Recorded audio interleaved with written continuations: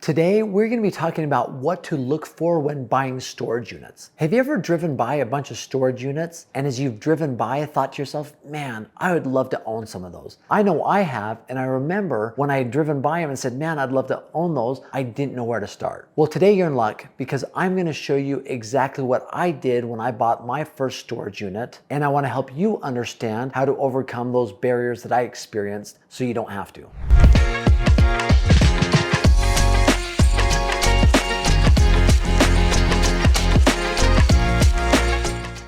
Storage units in today's marketplace might be one of the best real estate investments out there. But where do you even begin? That's always the question. I want to dive into this world to help you understand first how this industry works, what are the different types of storage units out there, and ultimately how I derive value on understanding what I should pay for a storage unit, and also why I'm bullish on them. If you're ready, let's go. So how does the storage industry work? So this is an industry that falls under light industrial or sometimes commercial. And ultimately it provides spaces for people to store their stuff. Now, if you know people in America and the United States, we have stuff. We need to store it, whether it's an RV, a boat, or just a bunch of stuff in our home that we say, man, we don't want this here. I'm gonna go put it somewhere where I don't have to worry about it so I can free up some space inside my home. Ultimately, storage units solve that problem. Or if somebody's moving to an area and they don't have room to put it in their home, chances are they're going to be renting storage units. And it's a great industry because it's very low maintenance. I remember when I moved from Utah up to Idaho, we'd moved into a home, we had a lot of stuff. So I rented a storage unit. We filled that thing all the way up and it was full. And the beautiful thing for the owner of the storage units is I never even said anything. I never called them, did anything. I put my stuff in there. I'd occasionally go over there when I needed something. But for the most part, I was so low maintenance, as are most people who rent storage units. Really, the only thing you have to worry about is payment.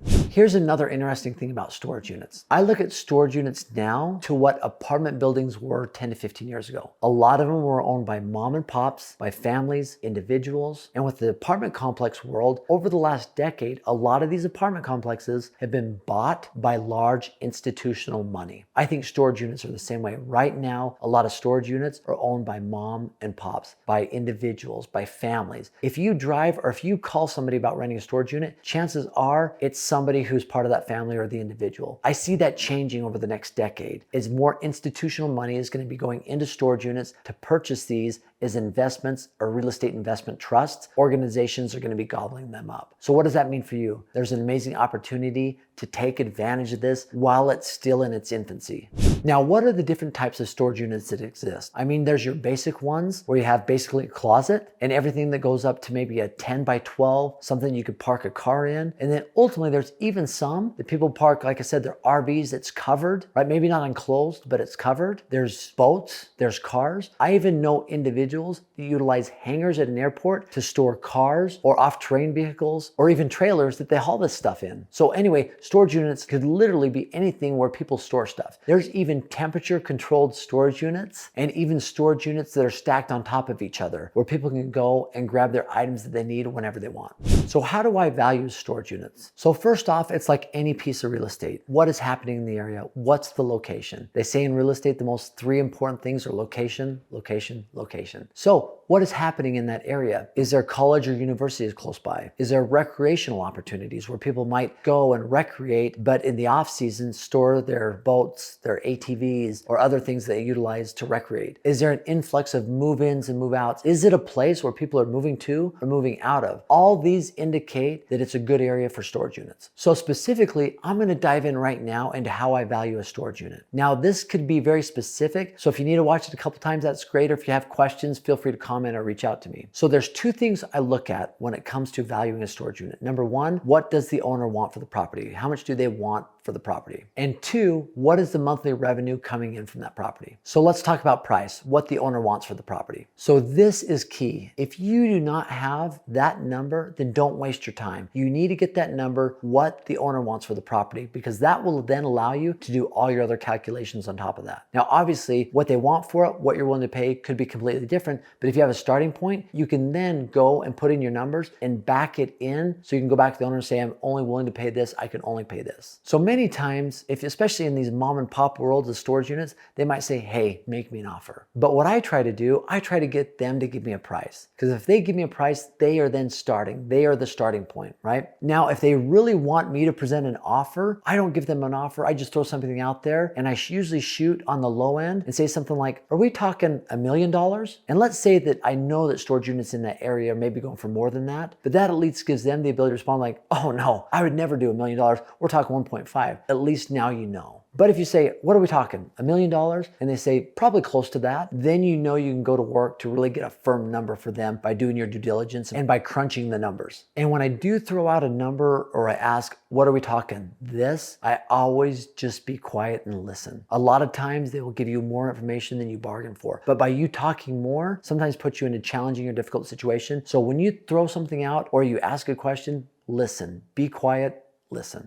Now, the next thing that's important is the monthly revenue. And this can be tricky because a lot of times storage unit owners will give you the monthly revenue of what it could do. If all units were full, this is what it would be doing. But you need the actual revenue. Let's say that you got 100 units and there's a vacancy of 10%, only 90 of them are being rented and bringing in revenue. That's the number you need, not what it could do, but what it's actually doing. So one thing to factor in is when you are looking to buy a storage unit, you've got to consider the expense ratio as a ratio compared to the purchase price. So let's say, just to make the numbers easy, you're looking at a storage unit for $100,000 annual revenue. You've got to realize that you've got an expense ratio according to that. And if you can be at 40% or below, you're going to be in a good situation. So $100,000 of gross annual revenue and $40,000 annual expenses, you've got $60,000 to play with, and that starts to help you value this property. Now, once you have that and you know the actual revenue is here, once again, $100,000 annually, and expense ratio is 40,000 or less, you can then start calculating what would the potential revenue be. As I mentioned earlier, a lot of mom and pops will own these units, and because they're in that community, they probably know a lot of people that are renting it out, they probably keep the rates down fairly low. Market value is usually up a little bit higher. So if you could go in and purchase that storage unit and raise rents by $5, $10 per unit per month, all of a sudden, all your numbers are gonna be elevated and the profitability or the money you can make on these storage units is gonna go up drastically. Now, specifically how I value a storage unit, it's probably too much for one episode, so I'll probably cover it more in depth on another episode, but just know those are the basics, right? Finding the actual purchase price, the actual revenue, understanding you have an expense ratio, and realizing that there might be some potential by you raising rents. That's a great place to start, and obviously the location plays a huge role in that. So how do you find deals on storage units? One thing that I've seen work really well is if you can find storage units that are on the outskirts of larger cities, larger metropolitan areas, that usually is a great place to start and where those areas are going to grow. Houston, Texas has some great storage units on the outskirts that I've seen people on the Facebook groups I'm part of gobble up over the last probably year and a half. As I mentioned briefly, just as I talked a minute ago, Facebook groups, that's how I found the storage unit that I bought in Illinois. I actually found it on a Facebook group. I was part of a Facebook group that was specific for storage unit acquisition. And I found an individual there that had negotiated all the terms with the seller, but as he and I were having a dialogue back and forth, he put me in direct contact with the seller and I was able to negotiate a really good price on those storage units. So social media is a great place to find storage units. But like I said, also looking outside of large cities is going to be a great spot too. And even just calling them, chances are you're going to talk to somebody that knows the owner and put you in contact with the owner. It's a great way to find potential storage unit opportunities out there. One other place is a website called onlinestorageauctions.com. There's always having auctions on storage units. I haven't done a huge deep dive into this, but I saw and I've heard from individuals, it's a great place to look or at least give you an idea of value. And finally, I just want to let you know the reason I like storage units is because of the low maintenance. It's an area that's growing. I think it's an area that's going to be gobbled up by institutional money over the next decade. So taking advantage of it right now could mean a great play for you as an investor. As always, this is my experience. This is my feedback. I would love to hear from you. What have you seen when it comes to storage units? How do you value them? What areas have you seen that have been good? And as always, I've got my free gift for you, aaronsfreetraining.com. Click on the link below. It's a short-term rental calculator where you put in the information, it spits out to you whether it's a good deal or not. As always, thanks for joining, thanks for listening, and I look forward to your comments. Thank you.